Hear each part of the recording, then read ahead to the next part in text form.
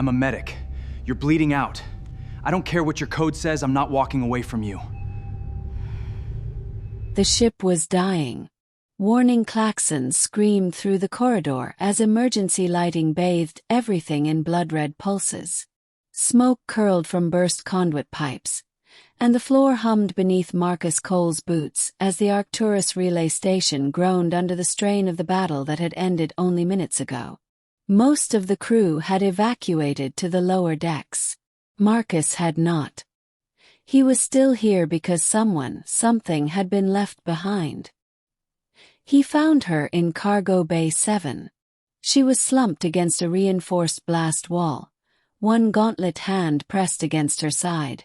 The hexagonal plates of her black armor cracked open at the shoulder like a fractured shell. Dark copper-colored blood stained the floor in a slow, spreading pool.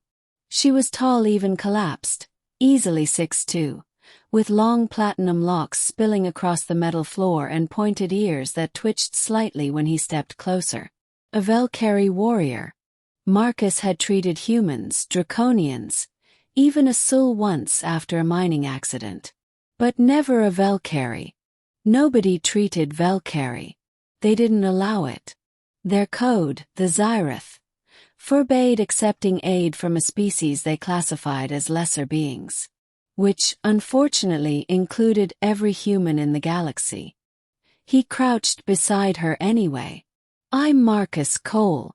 I'm a medic," he said, keeping his voice steady. "You're bleeding out. I can help."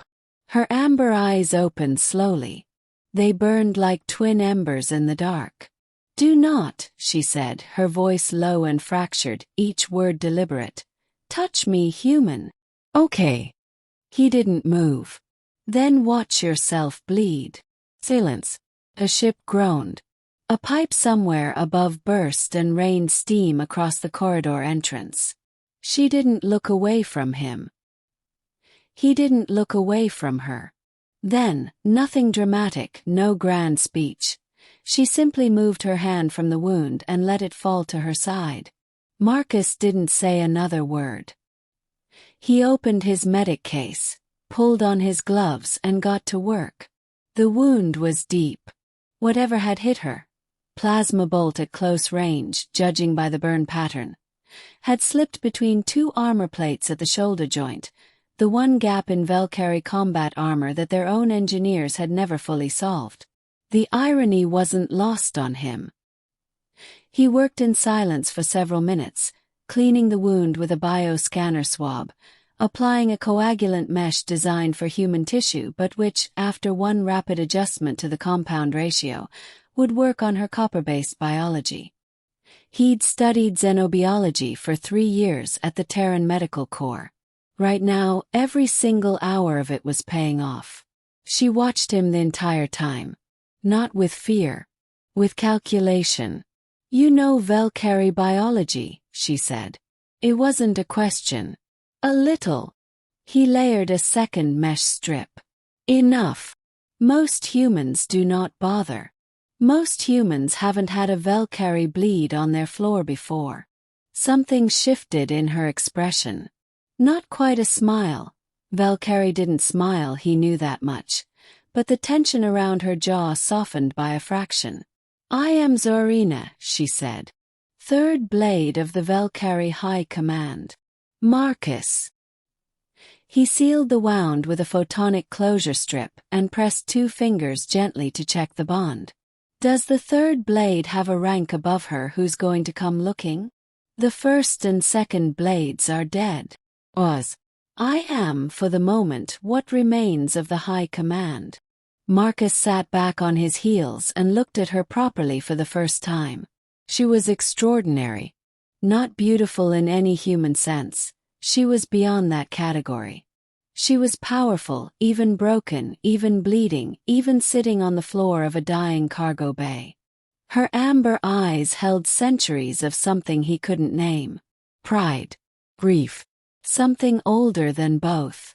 "Can you stand?" he asked. "I can always stand." She proved it, slowly, with a controlled motion that minimized strain on the sealed wound. He stood with her, keeping one hand half raised without touching her. Close enough to catch, far enough to respect. She noticed. He saw it register. They moved through the ship together. Marcus leading, Zorina half a step behind, which he suspected was the maximum closeness the Xy'rith code permitted with a lesser being. He guided her around 2 collapsed ceiling sections, past a sparking junction panel, and through the emergency airlock corridor toward the escape pod cluster on the station's port side. At the pod entrance, he stepped aside and keyed the hatch open. "This one's pre-programmed for the neutral relay at Sector 9, he said. "Vel'kari fleet coordinates are within range from there." She stopped at the threshold.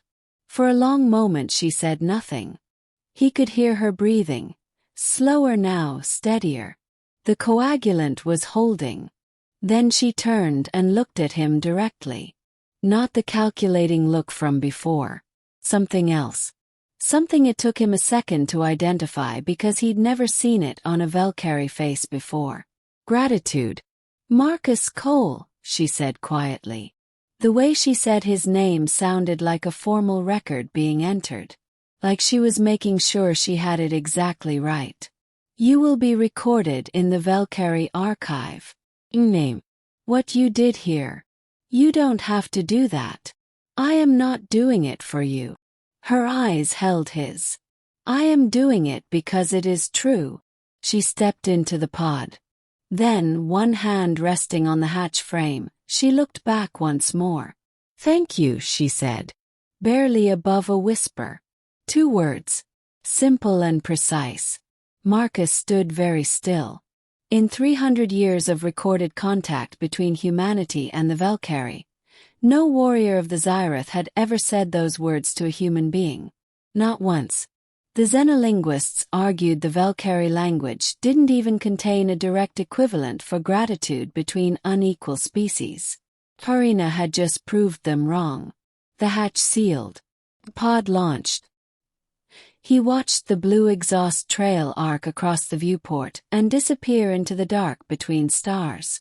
Marcus Cole stood alone in the corridor of a dying ship, gloves still stained with copper-colored blood. And he smiled.